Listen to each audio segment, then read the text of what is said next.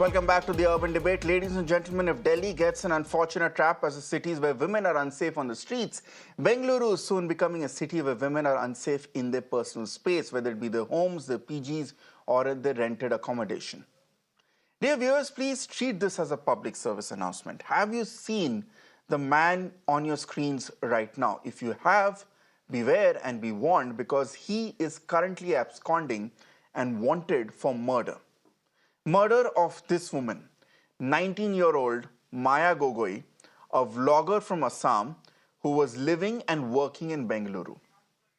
Ladies and gentlemen, it has been almost 36 hours since the accused, his name is Araf, was caught on camera coolly exiting a service apartment in the posh Indiranagar area in Bengaluru after having allegedly stabbed his girlfriend to death.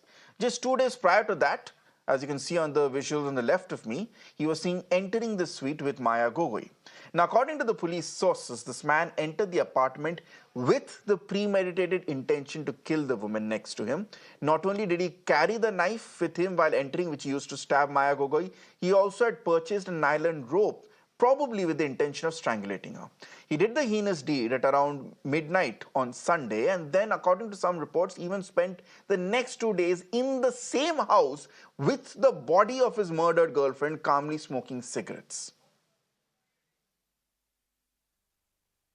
So after the incident, he has taken a cab and he has moved to the railway station. So till there we have tracked. So there he has switched off his phone.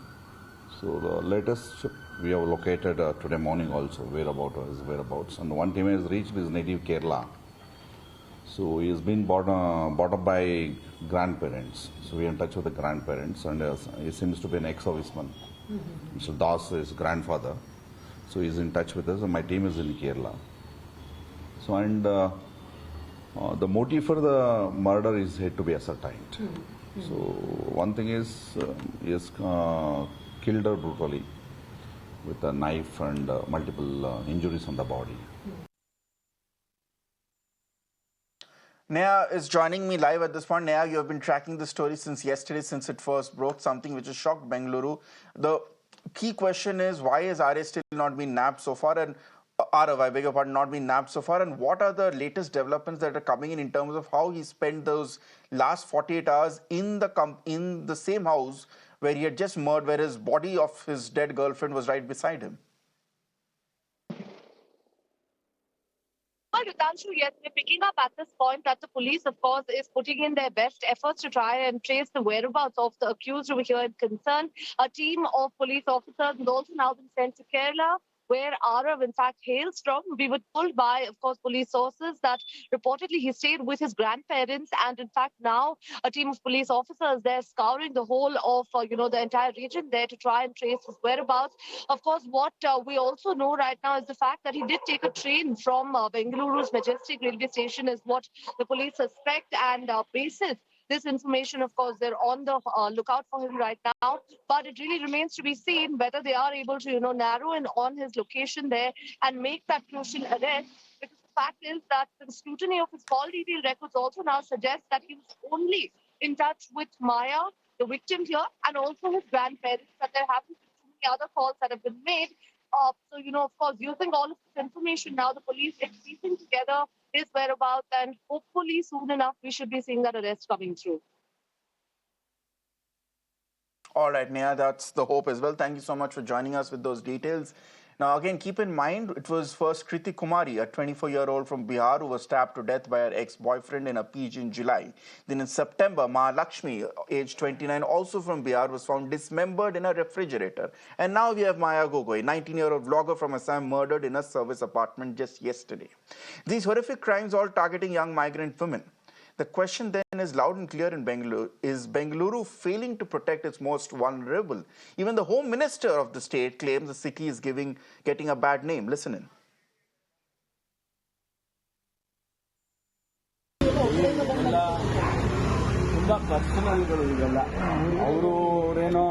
ಅವರಿಬ್ಬರು ಪರಸ್ಪರ ಒಬ್ಬರಿಗೊಬ್ಬರು ಪರಿಚಯ ಇತ್ತು ಮತ್ತು ಅವರು ಪ್ರೇಮ ಮಾಡ್ತಾ ಇದ್ರು ಅಂತ ಹೇಳಿ ಅವರು ಹೋಟೆಲ್ಗೆ ಅಲ್ಲೆಲ್ಲೋ ಒಂದು ಹೋಟೆಲ್ನಲ್ಲಿ ಹೋಗಿ ಅಲ್ಲಿ ಸ್ಟೇ ಮಾಡಿದ್ದಾರೆ.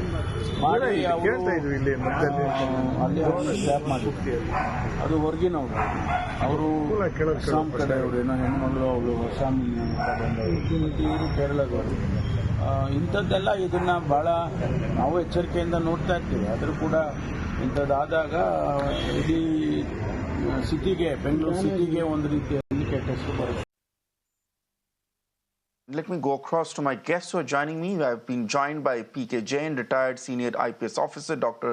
Deepak Raheja, who's a senior psychiatrist, and also being joined by Brinda Adige, who's a noted activist speaking up for the rights and safety of women at this point. Thank you all for joining me today on this very important issue. Let me first come across to you, PK Jain, and ask perhaps the most obvious question that's in my mind, but perhaps you can give a nuanced answer to this. The fact that if this accused is in terms of, we know how this accused looks like, we know his name, we know his antecedents, why has it taken the police so long to nab him? As of now, he has still not been arrested or apprehended. Ritangshu, thank you very much for inviting me here. See, it's always a matter of time. The accused had some time. He was ahead of the police, so it will take some time for him to be arrested. The police are already doing their best. They've been able to identify the accused. They have already, got in touch with the deceased sister, the parents, and the accused, grandparents. So I think they are making headway. Sooner or later, maybe another couple of days, maybe it may take a week's time. It's very difficult to say because there are plenty of places to hide for such criminals. And if they're intelligent enough, they can hide a little longer. But eventually he'll be caught and prosecuted. There's plenty of evidence against him. And then in the meantime, the police will also be able to collect a lot of forensic evidence of his being there, of how the murder was committed and what exactly happened. So I think, it's only a matter of time. We can't be breathing down the neck of the investigating officer that, he cannot produce magic that the accused would be arrested immediately after the offense is committed. So he had some time before the police will take some time to catch up. All right. Of course. I mean, I'm just voicing what a lot of our viewers might be feeling. But you are right at this point. Sentiments need to be kept aside when an investigation is going on. Dr. Deepak Raheja, now, the reason why a lot of us are perhaps extremely agitated and upset over this case is over some of these details that are now coming in. There are sources which saying that this accused apparently stayed with the corpse of Maya Gogoi for 2 days, and apparently he was smoking cigarettes all while sitting in front of this corpse. Now, in your understanding here, what makes a person depraved to the extent that a person will first take the life of a loved one and then spend some time with the corpse of a person smoking, living life as if nothing has changed, and perhaps even having the temerity to consider chopping or mutilating the body into small pieces so that it's not recognized? What goes into the making of the mind of such a killer? So essentially, this brings into foray the ghastly truth of urban relationship. So I think there's a dichotomy here. At one end, the fact that he spent the entire day with the cops, it clearly possibly indicates that this may not have been a premeditated murder. It may have been an impulsive expression of an emotional dysregulation that may have built up over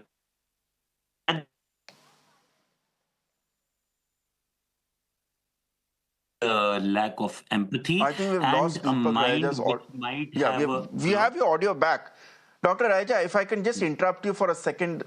You mentioned the point that this might not have been a premeditated murder, but that's what my colleague Nia has been saying, that investigations into that he had already bought a bunch of nylon rope with the intention of strangulating the victim here. So on the other hand, there actually is circumstantial evidence that they might have tried, that this might have been a premeditated murder. If so, I'm sorry I missed that aspect, but if it was premeditated, then there is clear evidence of it being an expression of extreme emotional dysregulation, jealousy, competitiveness, possessiveness, which are depictive of very high-profile urban relationships in educated people, where they're not really able to contain possibly success of another partner or popularity of another partner, and resulting into deciding to commit a crime like this. So, but also the fact that he spent the entire day. I mean, the reason why I was saying was because the fact that he spent the entire day with the cops.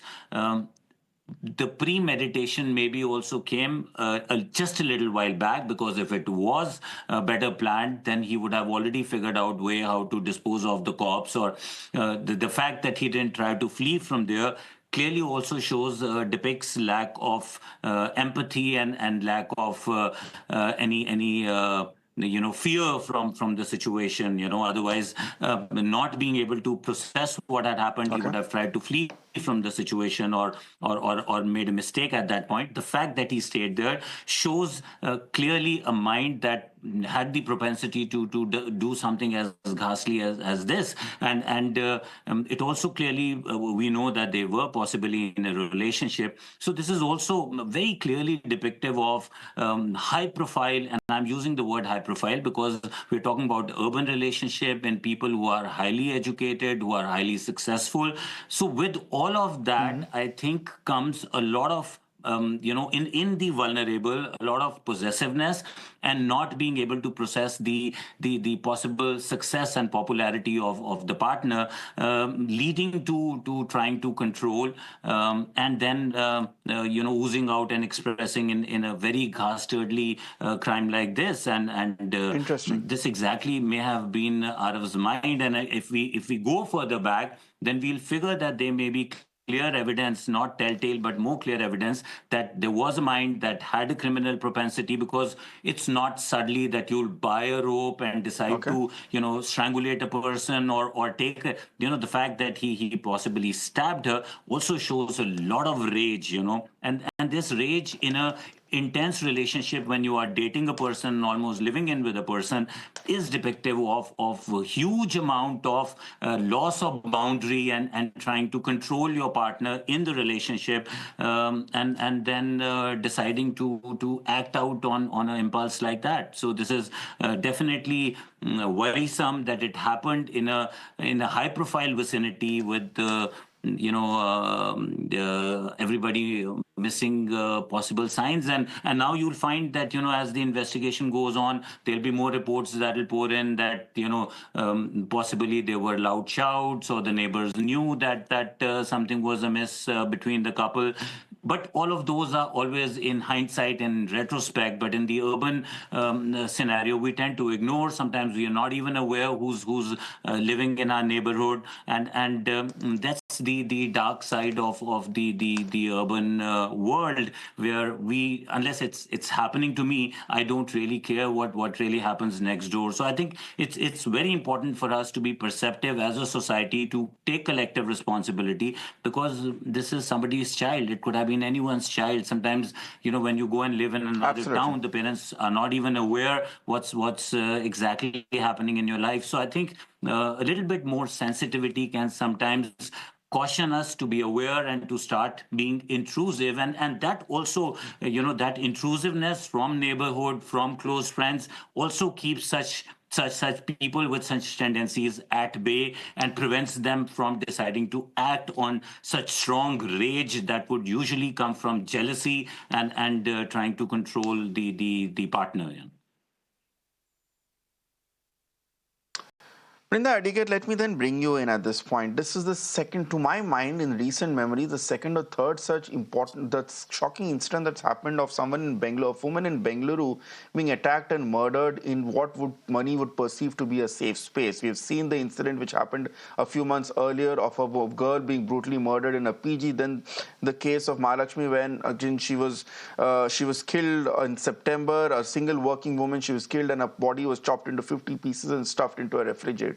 Now, this is not out-and-out crimes in public against women that can be policeable, that can be enforced. These are crimes that are happening within the private space, where a woman would assume that she is relatively safe and secure, especially in such a big city like Bengaluru. How then can we even look to try and look at solutions of this problem if people who are known to women, to the victims, people who are the victims' trust, turn out to be such macabre, sadistic killers? See, first and foremost, we must place on record, because there is evidence, both from research as well as from surveys, that sexual abuse, sexual violence, murders, whether it is children or women, is mostly committed by people known to their victims and survivors. Almost 85%. Now, that is a huge number. The other 15-20% are ones probably on the streets or unknown to people. So what have we done, as a nation, as a system, to address this very large number of victims and survivors, which is 85%, is a question we must ask. This place where we speak to be a safe place, my home, my family, my friends, people I know, we assume that they are safe people and they are safe spaces. But they are most often not, because in a patriarchal society, the woman is all the time asked, why did you do that? Where did you go? Why you went there? Even over here, like the psychologist was pointing out, the neighbors don't care who's come into that house, what has happened, who's gone, who's not gone. And we are in an extremely cosmopolitan city where we do not want to bother about another person or another couple or another family that has come in. But that said, we want to ask this question in this particular case. This man, whatever he did, the perpetrator, the murderer, planned everything. The police have information about nylon threads. There is a knife that has been found. You can see that he's stealthily moving out. He's walking away very stealthily. He waited for 2 days so that there will be no suspicion from anybody. Now, I'm also asking this question. When someone comes to stay in a place like that, the people who are arranging or organizing or in charge or own that place, do they not want to find out how many days was it rented for? Do they buy their food outside? Do they cook their food inside? So there is a certain responsibility on the institutions. But finally, I hold the state responsible. There is no fear of law. We discuss, there's a lot of outrage that we talk about on all our channels, but we never say who was punished, who is in jail, what is the logical conclusion of the case that we talked about 2 months ago, 6 months ago, or even 5 years ago. We just leave it as a discussion, as an outrage, and feel sad, empathize, but that's all. Where have we held the government responsible? What have you done? Why haven't the government That's put up on the absolutely fine, repertory? Brinda Adigajib. But there is one point you mentioned which has piqued my curiosity. You mentioned that, for instance, this rented service apartment where the couple was staying, the owners of the apartment should have perhaps done a bit more due discretion to find out the antecedents. My question is, in a city and in a country where moral policing is particularly prevalent, especially when it comes to unmarried couples trying to spend some time together and get privacy, where do we draw the line? Let me bring in PK Jain before I come back to this one. PK Jain, where does the police draw the line between trying to ensure, Brinda ji, I'll just come back to you. Let me get in police PK Jain's view as well. As a state, as a law enforcement agency, where do we draw the line between understanding and ensuring that we need to keep people safe even within the safe spaces, even within their homes, even within the private spaces, but at the same time not intrude into their private affairs? Can this distinction even be made? Tangshu, see, the law and the rules are very clear. In case you take a tenant, you get his police verification done. There's a form to be filled up by the landlord, taking all the details of the tenant. Yeah. But the responsibility and accountability stops at that, because what happens is, see, many a times it is the second flat which the owner may be having. He may be staying somewhere else, so it is not possible for him to keep a check on the day-to-day activities. In this case, it was a service department. That means somebody was running the service department. It is his responsibility to ensure that the persons who are staying there only stay there. Any other person, even if he comes in, leaves by the evening. So there are different rules made by the owner of the service apartment company and by the society where they stay in. So these are some of the rules, but they are all very loose. I mean, there's no legal framework to ensure that a person who is staying in a particular flat, if he is a major adult, whether he can bring in a guest or not, whether he can bring a guest of the opposite sex or not. There are different kind of rules which are being framed by the housing society where that flat is located. So legally, I don't find there's anything that the police would be able to do in such a case. But, I was listening to the discussion just a little while ago. To me, it appears to be a crime of passion. Either the guy was getting very suspicious of this girl, or maybe there was some other issue between the two of them. But his subsequent conduct of staying with the cops for more than a day also raises some kind of a doubt about his mental stability. So I think all those issues will be looked in once the person is arrested. We will exactly know the cause of death and why did he murder her. Okay. But these are all the perils of the urban living. Okay, Brinda Adiga, then let me bring you in. Okay, let me quickly get in Brinda Adiga because I need to get in more your points before we wrap. Yes, Brinda ji, you wanted to make a point. Please go ahead. So first and foremost, I think we must refrain from using this phrase, crime of passion. We do not have such a phrase anywhere in the law. It's only that a patriarchal mindset where the crime of passion is when a woman has been murdered by a man. We never say crime of passion when a man has been murdered by a woman, which also happens. So let's refrain from using that word crimes of passion because the highest dismissals and acquittals in court are based on that phrase, even though the law does not allow for something like that. Two, we are a patriarchal society, but in this particular case, it is a service apartment. So as a service apartment, did they book it for 2 days, 3 days, 1 week? Then you want the service apartment to be cleaned. You want to ensure that there's drinking water. So there must be some kind of SOPs and some kind of rules that the service apartment must institutionalize. When they do these kind of things, probably there is some kind of a check. I'm not saying that we should do any kind of moral policing, whether somebody's coming with the same sex or an opposite sex partner. That's highly unacceptable and it is unconstitutional. What we are talking about is these kind of logistics is what are there. Should cleaning be done? Should it be done every 24 hours? Because all of that is asked in any other hotel also. So here we know for sure that he might not have booked for more than 3 or 4 days. So these things, the responsibility is on the service apartment owners. And that I think must be established because right now all of them function without any license and rules. And that means we come back again to the system and to the state. I want to come in here. All right. Thank you so much, Brinda ji. Yes, Dr. Raja, if you can just give 30 seconds if you can wrap up because I really need to move on, but please make your point. I think a very important take home for people in relationships is, I mean, if Maya was alive to give her narrative, she would clearly say that the red flags were visible, not even if it was impromptu, the red flags may have been visible long before. So for people in relationships, it's very important for them to know that when they come across the red flags, when they feel that the boundaries are blurred and being trespassed, that is the time to act and draw a line and not wait for a tragedy like this to happen. Sometimes, psychopathic people like such are very domineering and they play a charm and guilt trip, and you will continue to be trapped trying to figure out if you should hold yourself self-responsible for the mess that's happening in the relationship. You made a very good point. The last thing we do want to come across is to be victim blaming in any form. But as Dr. Raja pointed out, it's also very important on a personal level to understand red flags in a relationship, to understand when you are in the company or when you are in a relationship with someone who is a threat to you and your mental and physical health as well. Thank you so much for joining me, my dear guest.